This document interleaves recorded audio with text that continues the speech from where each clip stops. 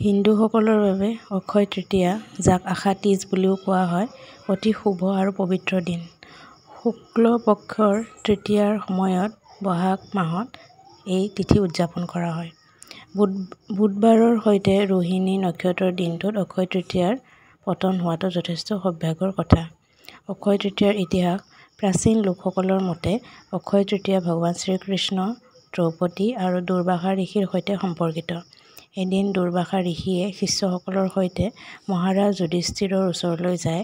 তেওঁলোকৰ ভ্ৰমণৰ সময়ত খাদ্যৰ অভাৱত পাণ্ডৱসকল ভোকত ডুব গৈছিল। ৰাণী দ্ৰৌপদী এই কথাত উত্তেজিত হৈ পৰিছিল কাৰণ তেওঁ অতিথিৰ প্ৰতি আতিথ্যৰ অভ্যাস কৰিব পৰা নাছিল।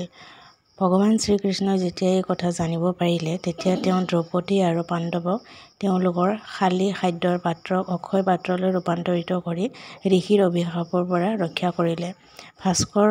ভাস্কৰ্যৰ মতে আজিৰ দিনটোৱে দেৱী অন্নপূৰ্ণা দেৱীৰ জন্ম হৈছিল। আন এটি প্ৰাচীন কথাত কোৱা হৈছে যে যিদিনা ভাগীৰথৰ আবেদনত গংগা দেৱী পৃথিৱীত উপস্থিত হৈছিল আৰু সেইদিনা আছিল অক্ষয় তৃতীয়াৰ দিন। আন এক লোককথা অনুসৰি বেদব্যাসে আজিৰ দিনটোতে গণেশক হিন্দু মহাকাব্য মহাভাৰত আবৃত্তি কৰিবলৈ আৰম্ভ কৰে। জৈন ধৰ্ম অনুসৰি অক্ষয় তৃতীয়া দিৱসত ভগৱান ঋষভদেৱক অৰ্থাৎ জয়িনীৰ প্ৰথম দেৱতাক সন্মান জনোৱা হয়, কিয়নো তেওঁ এবছৰৰ পিছত কাপত ঢালি দিয়া চুপাৰীৰ ৰস সেৱন কৰি নিজৰ তপস্যাৰ অন্ত পেলাইছিল। লগতে এই শুভ দিনটোত ভগৱান কুবেৰে ধনৰ প্ৰভুৰ মৰ্যাদা লাভ কৰিছিল বুলি বিশ্বাস কৰা হয়। বিশ্বাস কৰা হয় যে এই দিনটোত ভগৱান শ্ৰীকৃষ্ণৰ বন্ধু সুদামাই দ্বাৰকাত তেওঁৰ ওচৰলৈ গৈছিল আৰু বহু ধন সম্পত্তি লাভ কৰিছিল।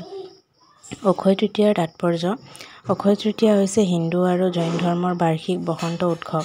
ইয়াক স্বয়ংসিদ্ধ তিথি আৰু আশা তীজ। বহাগ মাহৰ শুক্লপক্ষৰ তৃতীয়া তিথিত এই তিথিটো পৰে। পুৰাণসমূহৰ মতে অক্ষয় তৃতীয়া হৈছে নতুন কিবা এটা আৰম্ভ কৰিবলৈ সৰ্বোত্তম দিন। সেয়েহে হিন্দুসকলে সোণ, ৰূপ, সম্পত্তি আদি ক্ৰয় কৰি ভাল পায়। এই দিনটোত জাপ, যজ্ঞ আৰু দান কৰাৰ সুফল ব্যক্তিজনৰ লগত স্থায়ীভাৱে থাকে। এই শুভ দিনটোত সূৰ্য আৰু চন্দ্ৰ অতি উচ্চ স্থানত থাকে। চন্দ্ৰৰ উজ্জ্বল নিজৰ মনৰ শক্তিৰ দৰে আৰু সূৰ্যৰ উজ্জ্বল শৰীৰত চেতনাৰ দৰে। অক্ষয় তৃতীয়াৰ তথ্য: এই দিনটোত সোণ ক্ৰয় কৰিলে নিজৰ জীৱনলৈ অন্তহীন সৌভাগ্যক আমন্ত্ৰণ জনোৱা বুলি বিশ্বাস কৰা হয় আৰু অন্তহীন সৌভাগ্য মানে দেৱী লক্ষ্মীৰ শুভ সান্নিধ্য।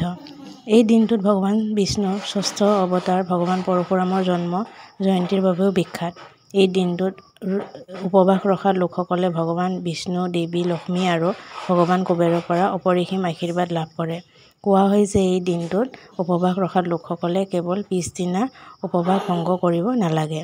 সোমবাৰে ৰোহিণীত অক্ষয় তৃতীয়া পতিত হোৱাটো অধিক অনুকূল বুলি গণ্য কৰা হয়। আজিৰ দিনটোত নতুন ব্যৱসায় বা যাত্ৰা আৰম্ভ কৰাটো অতি লাভজনক বুলি বিবেচিত হয়। অক্ষয় তৃতীয়া অনুষ্ঠান: তীৰ্থযাত্ৰীসকলে ৰাতিপুৱা সোনকালে গা ধুই গোটেই দিনটো উপবাস ৰাখিব লাগে।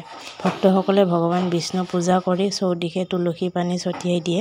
পৰৱৰ্তী বিত্তীয় বৰ্ষৰ নতুন হিচাপ-নিকাচৰ কিতাপ আৰম্ভ কৰাৰ আগতে মানুহে ভগৱান গণেশ আৰু মাতা লক্ষ্মীনাৰায়ণক পূজা কৰে। ইয়াক হলখাতা বুলি জনা যায়। এই দিনটোৱে আগন্তুক শস্য চপোৱাৰ বতৰৰ প্ৰথম হাল বোৱাৰ দিনটো আৰম্ভ হয়। এই দিনটোত মানুহে বিয়াৰ পৰিকল্পনা কৰে, গংগা নদীত পবিত্ৰ ডুব গৈ চান্দা দিয়ে। সংস্কৃতত অক্ষয়ৰ অৰ্থ হৈছে কেতিয়াও কমি যোৱা নাই আৰু সেই দিনটোৱে ভাগ্য আৰু সফলতা কঢ়িয়াই আনে বুলি ভবা হয়। আজিৰ দিনটো দান-বৰঙণিৰ কামে আশীৰ্বাদ কঢ়িয়াই আনে বুলি ভবা হয়। অক্ষয় তৃতীয়াই সফলতা আৰু সৌভাগ্য কঢ়িয়াই আনিব বুলি ভবা হয়। অক্ষয় তৃতীয়ত তেনে কৰিলে ভৱিষ্যতে সমৃদ্ধি আৰু বৃদ্ধি পোৱা সৌভাগ্যৰ সৃষ্টি হয় বাবে এই দিনটোত গৰিষ্ঠ সংখ্যক লোকে সোণ আহৰণ কৰে। অক্ষয় দিৱস হোৱাৰ বাবে এই দিনটোত ক্ৰয় কৰা সোণৰ মূল্য কেতিয়াও হ্ৰাস নহয় আৰু মূল্যও বাঢ়িব বুলি ভবা হয়।